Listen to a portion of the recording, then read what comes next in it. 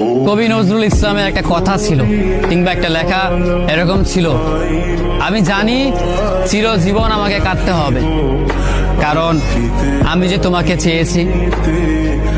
আসলেই আমি যে তাকে চেয়েছি এই জন্য আমাকে সারা জীবন কাটতে হবে, কারণ আমি তাকে কোনোদিন পাবো না, আর